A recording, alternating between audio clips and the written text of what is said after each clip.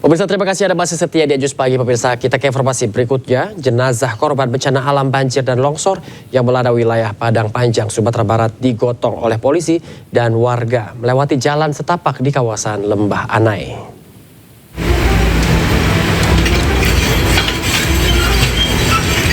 Beginilah evakuasi jenazah korban banjir bandang oleh petugas kepolisian dan dibantu warga di kawasan Lembah Anai. Peti jenazah digendong beramai-ramai dengan melewati jalan setapak untuk sampai ke titik penjemputan di mana ambulans pengganti telah menunggu. Petugas dan warga harus menggendong peti jenazah sejauh 100 meter. Sistem transfer antar ambulans ini dilakukan guna mempercepat mobilitas dan memberikan kemudahan kepada keluarga korban untuk disemayamkan di rumah duka. Upaya membantu ataupun memfasilitasi dengan melalui jalur darurat melalui jalan kaki. Jadi teknisnya apabila ada korban dari rumah sakit yang urgent dapat kita bantu, yaitu dengan transfer antar ambulan. Jadi ambulan di standby-kan di dua tempat. Jadi melintas melalui jalur yang melalui pinggir rel ataupun di tengah hutan tersebut. Sebanyak 6 titik badan jalan di Lembah Anai kini rusak parah dan 1 titik dinyatakan putus total.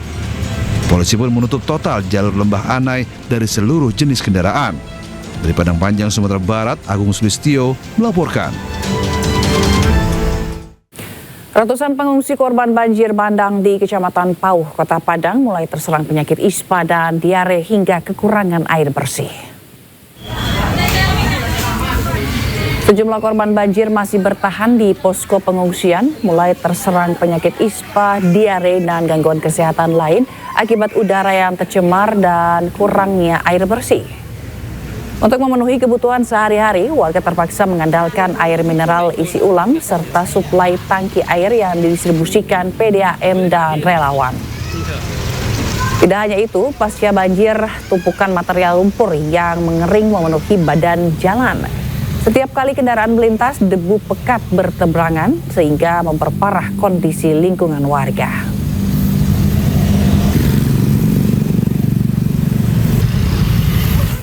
Nah, pemirsa, untuk mengetahui informasi terkini, kita akan bergabung dengan rekan Budi Sunandar di Kecamatan Pauh, Kota Padang, dan rekan Indra Mulia Siagian yang berada di Batang Toru, Tapanuli Selatan, Sumatera Utara. Kita ke rekan Budi terlebih dahulu. Selamat pagi, Budi. Bagaimana kondisi di sana saat ini? Apakah masih banjir dan bagaimana nih kondisi warga yang terdampak banjir di sana? Selamat pagi, Dila. Selamat pagi, Bayu. Ya, pemirsa. Saat ini untuk genangan banjir sudah tidak ada lagi di wilayah Kota Padang. Namun sekitar 300 orang warga masih tetap bertahan di lokasi pengungsian yang tersebar di 4 kecamatan, yakni Kecamatan Pauh, Kecamatan Koto Trangah, Kecamatan Kuranji, dan Kecamatan Nanggalo. Nah, untuk saat ini bantuan sudah terus mengalir, bantuan logistik terus mengalir ke posko-posko yang sudah didirikan oleh pemerintah. Baik itu bantuan logistik, pakaian, siap saji, kemudian obat-obatan. Namun yang terkendala saat ini adalah pasokan air bersih serta trauma healing untuk anak-anak. Kelompok yang paling rentan itu adalah anak-anak dan orang tua. Gila. Baik, untuk masalah air bersih ini apakah ada tindakan dari pemerintah untuk dapat segera mensuplai air bersih untuk para warga? Ya, dari kemarin pihak PDAM sudah melakukan perbaikan sejumlah intake dan mesin-mesin yang berada di daerah Gunung Nago, yang di Sungai Batang Kuranji, untuk menyuplai kebutuhan air bersih warga. Sementara air bersih dibantu dengan mobil-mobil tangki ke setiap posko pengungsian. Gila. Baik, lalu bagaimana dengan langkah pemerintah untuk memperbaiki fasilitas dan juga rumah-rumah warga yang rusak akibat banjir? Untuk saat ini mungkin penanganan difokuskan kepada akses jalan, untuk membuka akses jalan yang selama ini putus dan tersendat. Untuk perbaikan rumah, belum ada informasi resmi dari pemerintah saat ini. Karena kita di jurnalis di lapangan sangat susah sekali untuk mendapat informasi dari pemerintah terkait tentang info-info dan yang harus kita dapatkan baik itu data maupun untuk wawancara resmi. Gila. Apa yang menjadi kendala rekan Budi dalam hal ini? Ya, kita rekan-rekan wartawan kesulitan untuk mencari narasumber yang kompeten ya, untuk menyampaikan informasi tentang bencana banjir ini. Zila. Baik, terima kasih rekan Budi, dan sekarang kita beralih ke rekan Indra di Tapsel. Baik, rekan Indra, bagaimana kondisi korban banjir di sana? Apakah warga sudah mulai beraktivitas normal?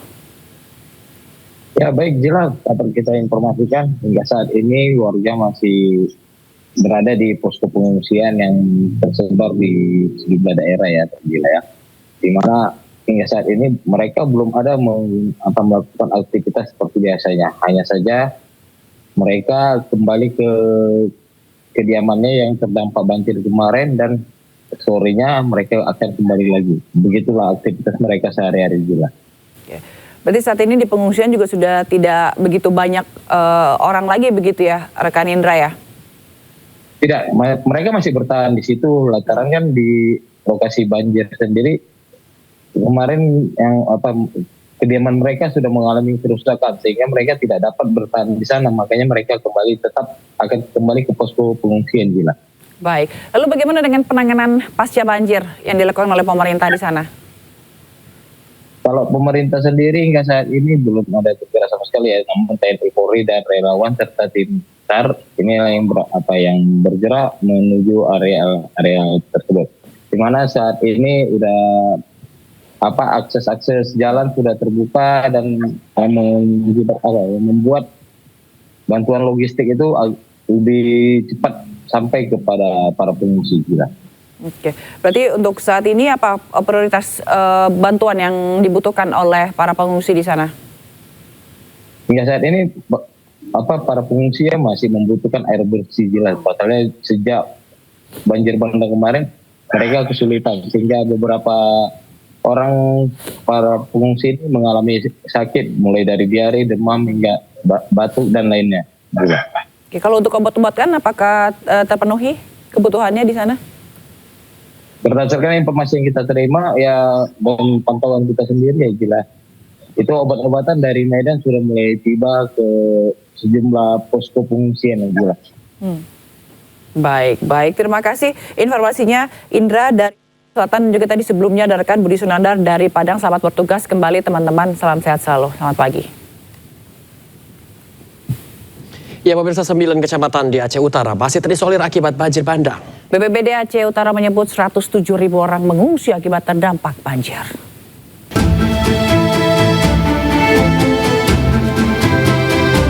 Pasca bencana banjir dan longsor yang melanda Provinsi Aceh, hingga saat ini sejumlah kecamatan masih terisolir dan terendam banjir.